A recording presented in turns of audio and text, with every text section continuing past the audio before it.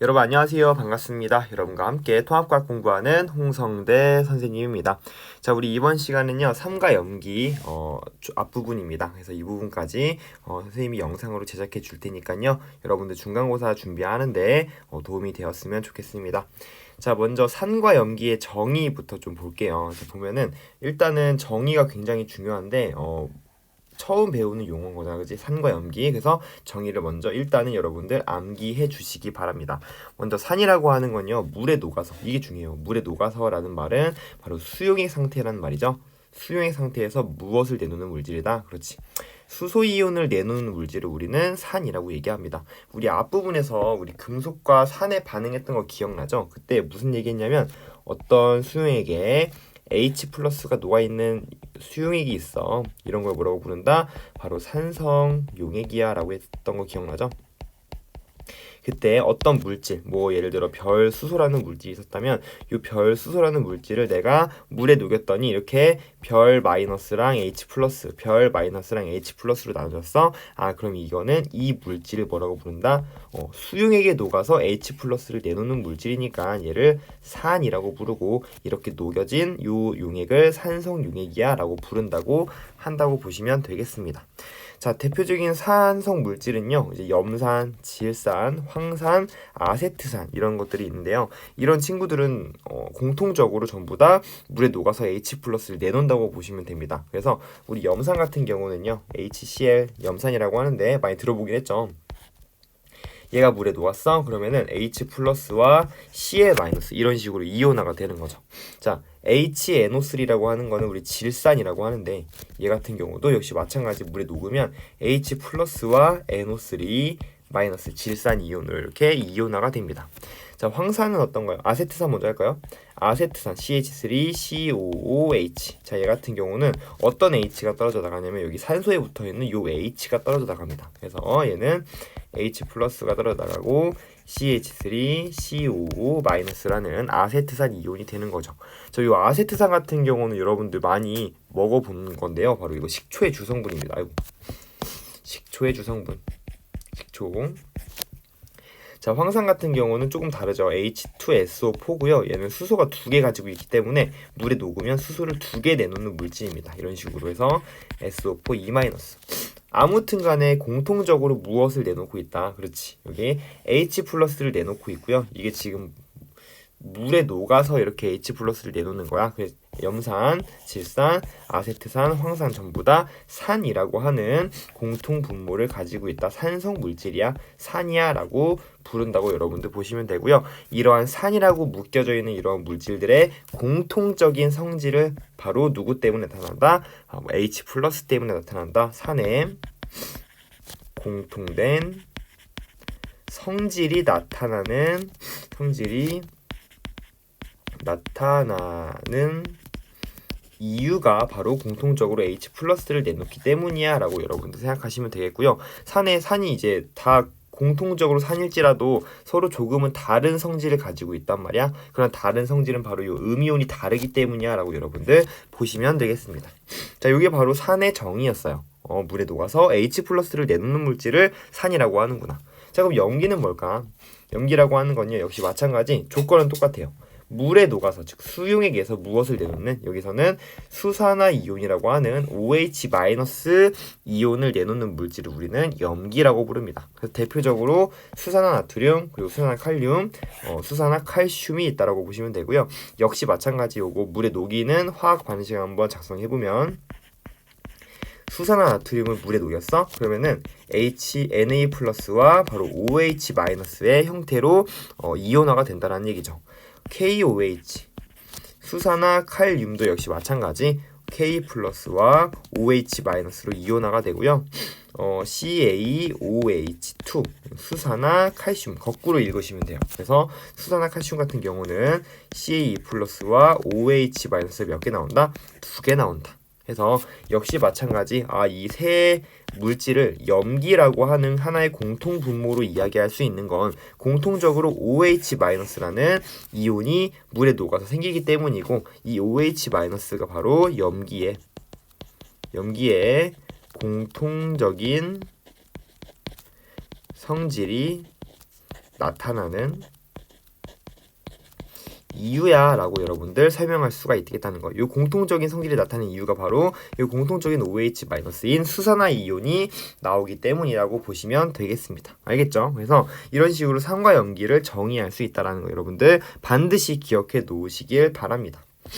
자, 그러면 산과 염기의 정의를 봤으니 이제 산과 염기의 성질을 조금 봐야겠죠. 그 밑에 지금 나와 있는 거 선생님이 아까 설명했듯이 산의 공통적인 성질을 나타내는 까닭은 바로 공통적인 성질을 산성이라고 하며 수소이온을 내놓기 때문이라고 나와 있는 거고요.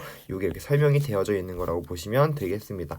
역시 마찬가지 염기 같은 경우도 공통적인 성질을 염기성이라고 하고 OH-인 수산화 이온을 내놓기 때문이야 라고 보시면 되겠습니다.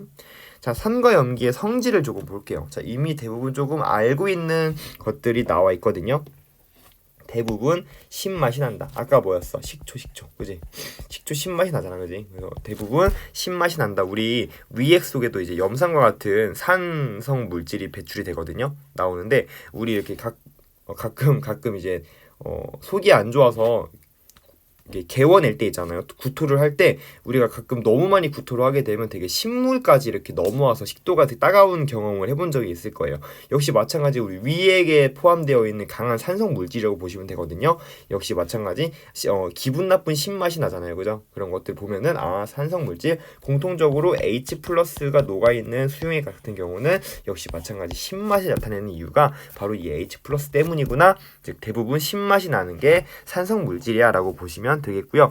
과일의 신맛도 역시 마찬가지 아스코르브산이라고 하는 우리 비타민 C라고 있는 그런 것들이 녹아있기 때문에 산성 물질이 녹아있기 때문이야 라고 보시면 되겠습니다.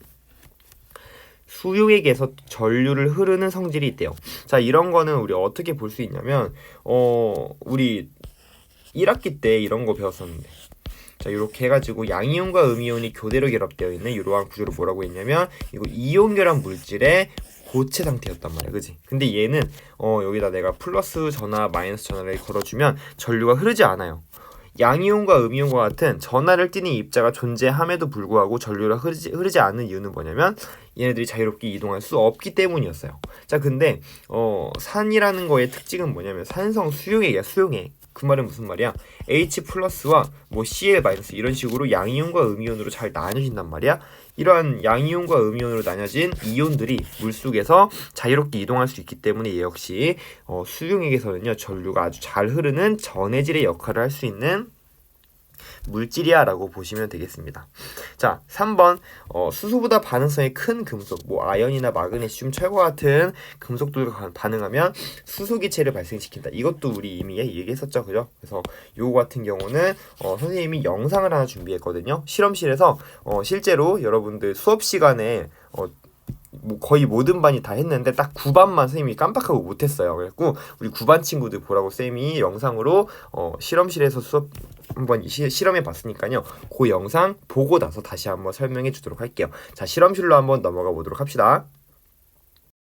자, 이렇게 화학실로 왔습니다. 자, 여기 삼각 플라스크 안에는요 지금 묽은 염산이 들어있고요. 그리고 여기 풍선이 있는데 이 풍선 안쪽에 선생님이 아연 가루를 넣어 놨습니다. 자, 이 풍선을 위로 올리면 아연 가루가 밑으로 떨어지면서 이 묽은 염산과 반응을 하겠죠. 그럼 어떤 일이 벌어지는지 한번 여러분 살펴보도록 합시다. 자, 한번 넣어 볼게요.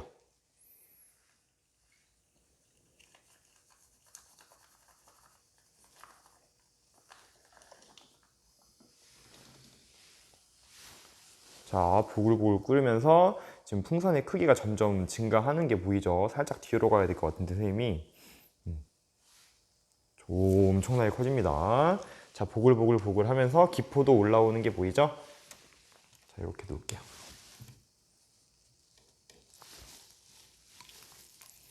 자, 카메라 조정이 조금 안 되네요. 자, 이렇게 아이고 자, 이렇게 굉장히 보글보글 끓면서 뭔가 기포가 발생되는 것을 확인할 수가 있습니다. 자, 그 이유는 무엇일까요? 그쵸, 우리 금속과 금속 양이온의 반응에서 금속의 이온화 경향성을 배울 때 왜 수소가 중간에 들어있지? 라고 했던 의문점이 있었잖아요. 그 의문점을 해결하기 위해서 어떻게 했습니까? 이런 식으로 수소보다 반응성이 큰 금속을 수소이온이 들어있는 산성 수용액에 넣어봤죠. 그랬을 때 이렇게 기포가 발생함을 확인할 수가 있었고요. 이러한 수소 이온이 중성 분자인 수소 기체 형태로 날아가기 때문이야 라고 우리 정리했던 거 기억나죠? 역시 마찬가지 수소보다 반응성이 큰 금속과 반응을 하는 것이 바로 이제 산성 수용액의 성질이라고 볼 수가 있겠죠. 자, 여러분 잘 보고 왔죠? 자, 보시면은 막 풍선이 아연 가루와 이제 염산과 반응을 해서 풍선이 막 부풀어 오르는 현상을 관찰할 수 있었을 겁니다. 그 풍선 안은요 수소 기체로 가득 차 있는 거라고 여러분들 생각하시면 되겠어요. 자, 그럼 왜 이런 반응이 일어나냐? 우리 앞에서 했지만 약간 복습 차원에서 한다면, 자, 지금 어떤 느낌인 거냐면 산성 수용액에, 즉 H+가 녹아있는 산성 수용액에다가 수소보다 반응성이 큰 아연과 같은 금속을 넣으면 어떻게 되냐라고 하는 거였죠. 자, 어때요? 반응성 체크해보면, 자, 수소랑 아연 비교했을 때 아연이 더 크다며. 그럼 아연 같은 경우는 반응성이 크니까 양이온 상태를 더 좋아하고 선호하고, 아연 이가 양이온으로 있고 싶어 하고요. 수소 같은 경우는 이제 중성 상태로 있고 싶은데 얘는 중성 금속이 아니라 중성 분자의 형태로 존재한단 말이야. 비금속이기 때문에. 따라서 얘 같은 경우는 안정한 상태가 바로 H2의 기체 상태란 말이죠. 자, 근데 현재 어떻게 되어 있나요? 아연은 아연 금속으로 되어 있고요. 수소는 수소 이온으로 되어 있다 보니까 아연은 얼른 뭐 되고 싶다.